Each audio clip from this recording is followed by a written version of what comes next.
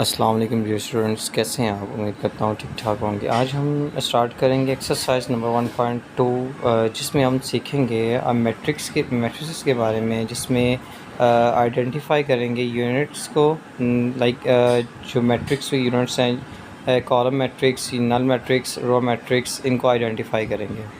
तो इससे स्टार्ट करने से पहले हमें समझना होगा कि जो इनकी डेफिनेशंस के बारे में, कॉलम मैट्रिक्स, नल मैट्रिक्स और जो रो मैट्रिक्स हैं, इनकी डेफिनेशंस क्या होती हैं, ठीक है, और इनको किस तरह आइडेंटिफाई किया जाता है। So students, let's we start types of matrix के बारे में आज हम स्टार्ट करने जा रहे हैं, ठीक है। इसमें देखेंगे कि रो मैट्रिक्स क्या होता है। सबसे पहली टाइप ही है। तो रो मैट्रिक्स के बारे में इसमें आपको मैं बताता चलूँ कि रो मैट्रिक्स वो मैट्रिक कहलाता है इसमें सिर्फ एक ही रो हो, ठीक है, और बल्कि रो की जो तादाद है वो सिर्फ एक ही हो, ठीक है, उसके अलावा और कोई रो इसमें मौजूद ना हो। तो आप देखें इसमें सिर्फ ये दो मेरे पास क्वेश्चन है। इसमें आप देखेंगे जी इक्वल है, ये इसका आपको लिख के दे रहा हूँ, ठीक है। इसमें आप देखेंगे इसमें एक ही रो है, ठीक है, ये इसमें एक ही रो है, तो इसका मतलब ये कि ये रो मैट्रिक्स है। और सेकंड वन है हमारे पास m इज़ इक्वल टू। अब इसमें देखें कि आप इसमें भी एक ही रो है, ठीक है, और इसका मतलब है कि ये भी रो मैट्रिक्स है, ठीक है। तो इसको डिफ़ाइन कैसे करेंगे, तो इसकी डेफिनेशन देखते हैं। A matrix is called a row matrix if it has only one row. वो मैट्रिक्स जिसमें जो है रो की तादाद सिर्फ एक हो, ठीक है, उसको रो मैट्रिक्स का नाम दिया जाता है, ठीक है। सेकंड हमारे पास है कॉलम मैट्रिक्स। कॉलम मैट्रिक्स को हम पढ़ते हैं। तो कॉलम मैट्रिक्स में आप देखें आप, ठीक है, इसमें देखें सिर्फ एक ही कॉलम है, ठीक है, और इसमें जो रोज़ हैं वो दो हैं, ठीक है। तो इसका मतलब है कि ये कॉलम मैट्रिक्स है। तो इसको इस तरह डिफ़ाइन करेंगे कि वो मैट्रिक्स जिसमें कॉलम की तादाद एक ही हो। अ matrix is called a column matrix if it has only one column, ठीक है। तो आप देखेंगे, तो फर्स्ट क्वेश्चन आपके सामने आए, देखें फर्स्ट क्वेश्चन में आप देखें कि इसमें एक जो है वो कॉलम है और दो रोज़ हैं, ठीक है। तो इसका मतलब ये है कि ये कॉलम मैट्रिक्स। और सेकंड में भी आप देखें कि इसमें एक कॉलम है और तीन रोज़ हैं, तो इसका मतलब ये है कि ये भी कॉलम मैट्रिक्स है, ठीक है। और अब नीचे थर्ड वन जो हमारे पास आ रही है, जो टाइप है वो रेक्टेंगुलर मैट्रिक्स है। तो रेक्टेंगुलर मैट्रिक्स क्या होता है? तो रेक्टेंगुलर मैट्रिक्स को हम इस तरह डिफ़ाइन करेंगे। A rectangular matrix is a matrix in which the number of rows is not equal to number of columns. तो वो मैट्रिक्स जिसमें रोज़ की तादाद उसके कॉलम्स के इक्वल ना हो, तो उसको रेक्टेंगुलर मैट्रिक्स का नाम देंगे हम, ठीक है। तो फिर से मैं आपको बताते चलूँ कि जो रेक्टेंगुलर मैट्रिक्स वो मैट्रिक्स होता है जिसमें जो रोज़ की जो तादाद है, नंबर ऑफ़ द रोज़ हैं, वो इक्वल ना हो नंबर ऑफ़ कॉलम्स के, ठीक है। तो ये आपके सामने इसके ऊपर डेफिनेशन भी लिखी हुई है। So let's we start first question. इसमें आप देखेंगे, आप फर्स्ट क्वेश्चन में आप चेक करें कि इसमें तीन रोज़ हैं, ठीक है, इसमें तीन रोज़ हैं और जो कॉलम्स की जो तादाद है वो दो है, ठीक है। तो इसका मतलब ये है कि इसकी रोज़ की जो तादाद है वो कॉलम्स के इक्वल नहीं है, ठीक है। तो 3/2 इसका ऑर्डर हम लिखेंगे। तो फर्स्ट क्वेश्चन आपका ये कंप्लीट हुआ। सेकंड जो क्वेश्चन आप देखें सेकंड क्वेश्चन में क्या लिखा हुआ है, ठीक है, उसमें भी आप देखें दो रोज़ हैं और तीन कॉलम्स हैं। 2/3 इसका ऑर्डर हम लिखेंगे, ठीक है। तो इसमें भी आप देखें कि दो रोज़ हैं और तीन कॉलम्स हैं, जो कॉलम्स की तादाद वो इक्वल नहीं है रोज़ के। तो सेकंड क्वेश्चन भी आपका कंप्लीट। और थर्ड क्वेश्चन है, इसमें आप देखें एक रो है और तीन कॉलम है, ठीक है। तो इसका ऑर्डर हम लिखेंगे 1/3 का इसका ऑर्डर हम लिखेंगे, ठीक है। तो इसमें भी आप देखेंगे इसमें भी एक रो है और तीन कॉलम्स है कि रो की तादाद इक्वल नहीं है कॉलम्स के। तो ये भी रेक्टेंगुलर मैट्रिक्स में फॉल करेगा। जो हमारा फोर्थ क्वेश्चन है उसमें आप देखें इसमें भी तीन रोज़ हैं, ठीक है, और एक कॉलम है। तो इसका ऑर्डर हम लिखेंगे 3/1। अब इसमें देखें आप, इसमें भी तीन रोज़ हैं और एक कॉलम है, तो इसमें भी रोज़ की तादाद इक्वल नहीं है कॉलम के, तो ये भी रेक्टेंगुलर मैट्रिक्स है। तो इसकी डेफिनेशन हम इस तरह लिखेंगे कि a rectangular matrix is a matrix in which the number of rows is not equal to the number of the columns. ठीक है, तो इसको इस तरह डिफ़ाइन करेंगे। हमारे पास और जो फोर्थ जो हमारी है मैट्रिक्स की जो टाइप है उसे हम कहेंगे square matrix. A matrix is called a square matrix if its number of rows is equal to the number of the columns. ठीक है, तो इसमें आप देखें कि स्क्वायर मैट्रिक्स क्या होता है। स्क्वायर मैट्रिक्स में जो नंबर ऑफ रोज़ है वो इक्वल होते हैं नंबर ऑफ कॉलम्स के। ठीक है, कि रोज़ की तादाद इक्वल है कॉलम्स के। ठीक है, I repeat this definition. A matrix is called a square matrix if its number of rows is equal to the number of the columns. Number of rows equal है number of columns के। ठीक है, तो इसको आप देखेंगे, आप first question और जो सेकंड क्वेश्चन और थर्ड क्वेश्चन है इसमें आप देखें कि इसमें भी रोज़ की तादाद वो इक्वल है कॉलम्स के। तो इनके क्वेश्चंस की तरफ हम जाते हैं। ठीक है, तो फर्स्ट क्वेश्चन है, इसमें आप देखें इसमें 2 रोज़ हैं और 2 ही कॉलम्स हैं। ठीक है, तो इसका ऑर्डर हम लिखेंगे 2 बाय 2 का ऑर्डर इसको लिखेंगे इसको।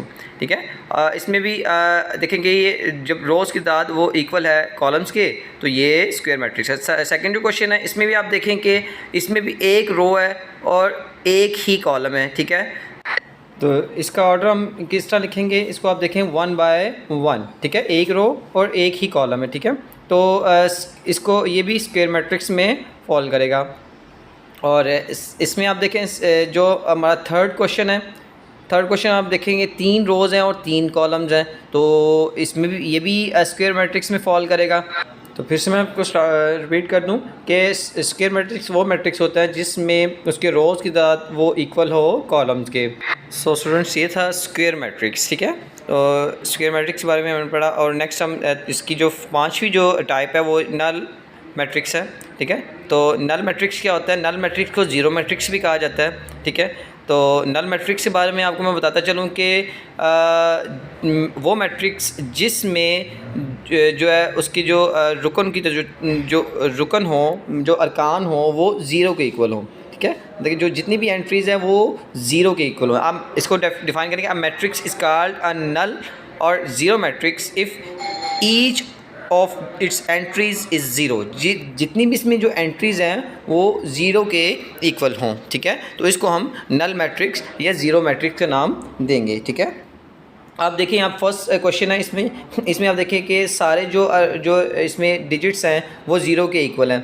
ठीक है, तो ये भी नल मैट्रिक्स है या ज़ीरो मैट्रिक्स है। ठीक है, सेकंड में भी आप देखें तो आप जो थर्ड में आप देखें और फोर्थ में देखें तो इस सारे जो इनकी एंट्रीज़ हैं वो ज़ीरो के इक्वल हैं। ठीक है, तो इनको हम नल मैट्रिक्स का नाम देंगे। ठीक है, और सेकंड क्वेश्चन में देखें ये भी ज़ीरो के इक्वल है। ठीक है, इनकी जितनी भी एंट्रीज़ हैं वो ज़ीरो के इक्वल है, तो ये भी ज़ीरो मैट्रिक्स है या नल मैट्रिक्स है। ठीक है, तो थर्ड वन जो क्वेश्चन है वो भी नल मैट्रिक्स है, इसमें भी जो डिजिट्स हैं वो ज़ीरो के इक्वल है। और फोर्थ वो भी नल मैट्रिक्स है, ये भी ज़ीरो के इक्वल हैं। ठीक है, सो स्टूडेंट्स ये था ज़ीरो मैट्रिक्स। ठीक है, और अब नेक्स्ट हमारे पास जो टाइप आ रही है वो है ट्रांसपोज मैट्रिक्स। ठीक है, ट्रांसपोज मैट्रिक्स क्या होता है। ठीक है, ट्रांसपोज मैट्रिक्स में आप सबसे पहले आप समझना होगा कि इंटरचेंज क्या होता है। इंटरचेंज के बारे में आपको बताता चलूँ कि वो मैट्रिक्स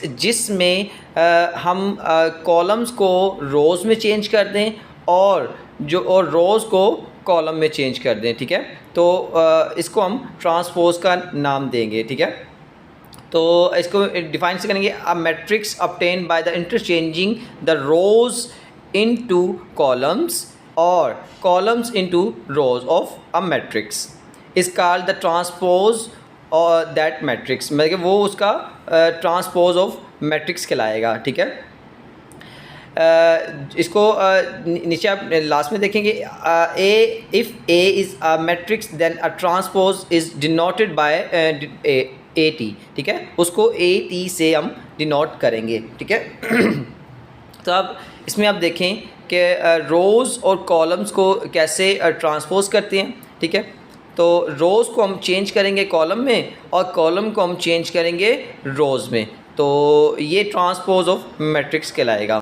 सो स्टूडेंट्स इसकी एग्जांपल की तरफ देखते हैं, ठीक है। तो आप देखें इसमें 3 रोज़ हैं, देखिए 1 2 3 ऊपर जो लिखा हुआ है ये तीनों रोज़ हैं। अब इन तीनों रोज़ को हम चेंज करेंगे। फर्स्ट रो को हम चेंज करेंगे कॉलम में 1 2 3, ठीक है। और सेकंड में हमारे पास ये जो रो है उसको भी हम कॉलम में चेंज करेंगे। फर्स्ट को हमने कॉलम में चेंज किया है, तो जो सेकंड है उसको भी हम कॉलम में चेंज करेंगे। तो आप देखें इसमें आप 2 1 और 0 3 इसमें डिजिट्स दिए हुए हैं, ठीक है। और इनको भी हम कॉलम में चेंज कर रहे हैं, ठीक है। 2 1 एंड 0, ठीक है। और इस रो को हमने कॉलम में चेंज कर दिया है। इसके बाद हमारे पास जो थर्ड वन जो रो है वो भी वो -1 4 एंड -2 है, इसको भी कॉलम में हमने चेंज कर दिया है। तो ये भी रो है जो वो कॉलम में चेंज हो गई है। तो ये बेसिकली ए का ट्रांसपोज कहलाएगी कि ये तीनों रोज़ हैं, तीनों रोज़ को हमने कॉलम में चेंज कर दिया है, ठीक है। तो इनको अगर हम ब्रैकेट्स पे इनक्लोज कर देंगे और ए से डिनोट कर देंगे, ए टी से डिनोट करेंगे क्योंकि ए का ये ट्रांसपोज है, तो इसको ए टी से डिनोट कर देंगे, ठीक है। तो इसको डिनोट करते हैं ए टी से, ठीक है। और ये ए का ट्रांसपोज कहलाएगा। तो ये आपके पास ये आपका जो फर्स्ट एग्जांपल है ये आपकी कंप्लीट हुई, ठीक है। सेकंड एग्जांपल आप देखें कि सेकंड एग्जांपल को हम सॉल्व करते हैं, ठीक है। तो सेकंड एग्जांपल में आप इसको लिखें बी टी से आप डिनोट करें इसको, ठीक है। और इसको सॉल्व करते हैं 1 2 1 0 एंड 2 ये रो में लिखा हुआ है, तो इसको हम लिखेंगे कॉलम में इसको चेंज करेंगे। तो 1 0 एंड 2 ये हमने इसको कॉलम में चेंज कर दिया, ठीक है। सेकंड में आप देखें जो सेकंड में हमारे पास रो है वो वहाँ पे 2 है, वो रो की शेप में लिखा हुआ है, ठीक है। 2 -1 एंड 3 इसको भी हम जो है कॉलम की शेप में कन्वर्ट कर देंगे, ठीक है। तो ये हमारा जो रो को हमने कॉलम में चेंज कर दिया फर्स्ट को, और सेकंड रो को भी हमने कॉलम में चेंज कर दिया।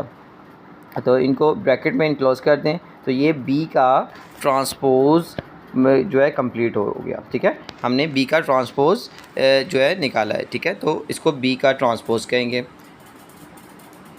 अच्छा, इसमें थर्ड एग्जांपल में आप देखेंगे, थर्ड एग्जांपल में सी का ट्रांसपोज निकालेंगे, तो सी टी से डिनोट करेंगे इसको, ठीक है। इसमें भी आप देखेंगे ये रो है, रो को हम कॉलम में चेंज करेंगे, ठीक है।